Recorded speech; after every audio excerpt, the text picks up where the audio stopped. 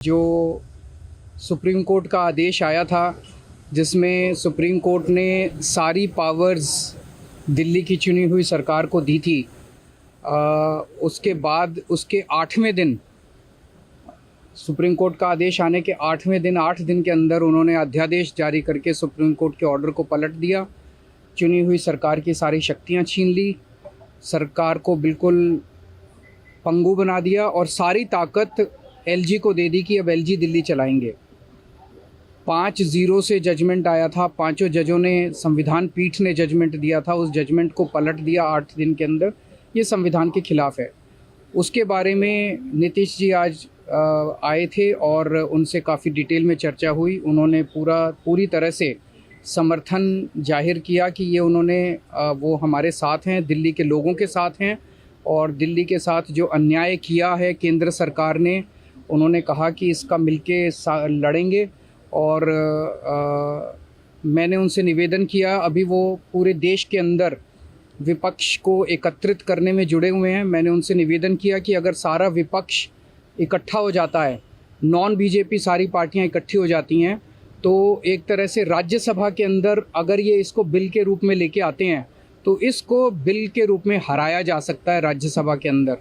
और अगर राज्यसभा के अंदर ये बिल हार गया तो ये एक तरह से 2024 का सेमीफाइनल होगा। फिर एक मैसेज चला जाएगा पूरे देश के अंदर। ये बिल अगर हार जाता है तो मैसेज पूरे देश में जाएगा कि 2024 के अंदर बीजेपी की सरकार जा रही है। परसों 3 बजे ममता जी के साथ मेरी कलकत्ता में मीटिंग है और उसके बाद एक एक करके मैं हर पार्टी अध्यक्ष से पूरे देश के अंदर मैं मिलने के लिए जाऊंगा। मैंने आज माननीय नीतीश कुमार जी से भी निवेदन किया कि वो भी सभी पार्टियों से बात करें और मैं भी एक एक राज्य में जाके एक नेता से मिलके राज्यसभा में जब ये बिल आए, इस बिल को हराने के लिए मैं सबसे फॉर्मली समर्थन मांगने के लिए जाऊँ। हम लोग आए हुए थे यहाँ, तो आए ही थे आपसे मिलने के लिए और इनको काफ़ी जो सुप्रीम कोर्ट का फैसला हुआ बहुत अच्छा लगा और हम लोग तो देखते ही रहे। अब उसके बाद जो कुछ भी करने की कोशिश हो रही है केंद्र सरकार के द्वारा, ये तो एक विचित्र बात है। अब आप जरा संविधान को देख लीजिए, क्या अधिकार है। जब गवर्नमेंट बनाई जाती है, इलेक्टेड सरकार बनती है, तो उनको जो अधिकार दिया गया है उसको कैसे आप हटा सकते? ऐसा तो कुछ नहीं है। लेकिन अब किस तरह से हो रहा, इसलिए तो हम लोग कह रहे हैं कि सारे देश में सब लोग एकजुट हों ताकि ये लोग संविधान का भी और किसी भी चीज का अपने ढंग से जो इधर से उधर कर रहे हैं और किस तरह का माहौल बन रहा है। आप दिल्ली में इनको लोगों ने किस तरह से बहुमत दिया है और किस तरह से सब लोग साथ हैं और हम लोग इस बात को मानते हैं कि काम कर रहे हैं, बहुत अच्छा काम कर रहे हैं। और उसके बाद सुप्रीम कोर्ट का भी फैसला हो जाए तो राज्य सरकार को जो अधिकार है काम करने का, उस काम को रोक दिया जाएगा। ये सब तो बहुत ही आश्चर्य का विषय है।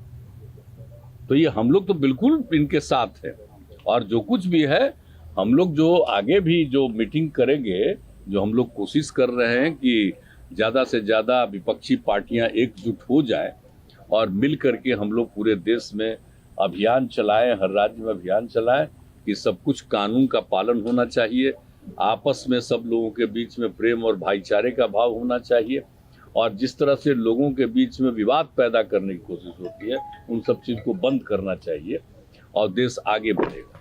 तो ये सब चीज़ जो हम लोगों के मन में बात है तो सब लोग तो सहमत है ही।